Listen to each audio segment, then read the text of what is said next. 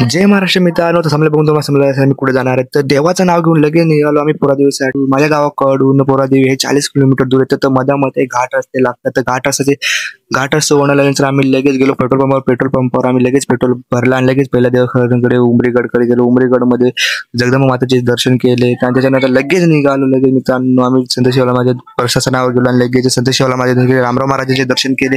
लगेच तिथं संत शिवाला माझं जुनं मंदिर होतं, तिथं दर्शन केले. ते जुनं मंदिर आहे, तिथं कंस्ट्रक्शनचं काम चालू आहे, तिथं बांधणं चालू आहे. तर कंस्ट्रक्शन काम, पण मित्रांनो तुम्ही इथून सरळ समोर बघू शकता तर नंगारा भवन डायरेक्ट सरळ दिसते मित्रांनो. म्हणजे असं डायरेक्ट समोरासमोर असं बांधलं गेलेलं खूपच भारी. आणि लगेच मंदिरामध्ये जाता आम्ही बाजारपेठ बघायला दिसते आपल्याला मित्रांनो. आणि लगेच बाजारपेठामध्ये सर्व संस्कृती लगेच शक्तीपेठमध्ये गेलो आणि लगेच मित्रांनो बघू शकतो सर्व संस्कृतीचे जतन केले आहे, बंजारा संस्कृतीचे जतन केले आहे. ते सर्व सामान भेटतं. आणि जसं रामराव महाराजांचे केले जे या दुनियामध्ये आता नाही राहिले आहे, तर त्यांच्या कमराचं बी दर्शन केलं आम्ही मित्रांनो. आणि लगेच घोड्याचे दर्शन केले आणि लगेच मग जिथं नवीन मंदिर बांधणं चालू आहे, आता नवीन मंदिर बांधणं चालू आहे सर्व मित्रांनो. तर बघू शकता तुम्ही मित्रांनो, इथं कंस्ट्रक्शनचं काम चालू आहे खूप सारं. म्हणजे इथं नवीन प्लेस आणि नवीन मंदिर बांधलं चालू आहे. खूप लांबून पर्यटक येतात, कर्नाटक आणि अदर स्टेटवरून येतात. पण बघू शकता तुम्ही तरी पण मंदिर बांधणं चालू आहे, तरी पण खूप लोक येतात. ते पब्लिकचे राडा आहे इथं.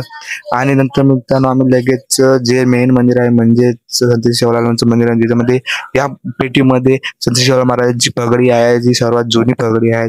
तर ती बघितली आम्ही. आणि मला आम्ही जगदंबा मातेचं मंदिर बघितलं मित्रांनो. जे जगदंबा मातेची मूर्ती बघितली, खूपच अशी भयानक अशी मूर्ती आहे, खूपच भारी अशी मूर्ती. आणि लगे आम्ही निघालो नंगारा भवनासाठी. तर नंगारा भवनाकडे जाता जाता बघू शकता तुम्ही मित्रांनो, खूप सारं असं मोठं क्षेत्रफळामध्ये पसरलेलं हे नंगारा भवन आहेत. आणि खूप असं एकदम भारी नंगारा भवन आहे. याच्यामध्ये सर्व बंजारा संस्कृती जतन केलं, त्यांचे हिस्ट्री म्हणू शकतात आपण की दाखवले गेले आहेत. त्या लगेच मग नंगारा भवनातून नंगारा मध्ये जाऊन आल्याच्या नंतर आम्ही लगेच निघालो घराच्यासाठी. आणि मग मित्रांनो, अगर तुम्हाला नंगारा भवनाचा पूर्ण ब्लॉग पाहिजे असेल तर मला कमेंट करा, मी त्यासाठी नक्कीच तुम्हाला त्याचा नंगारा भवनाचा स्पेशल ब्लॉग बनवेल.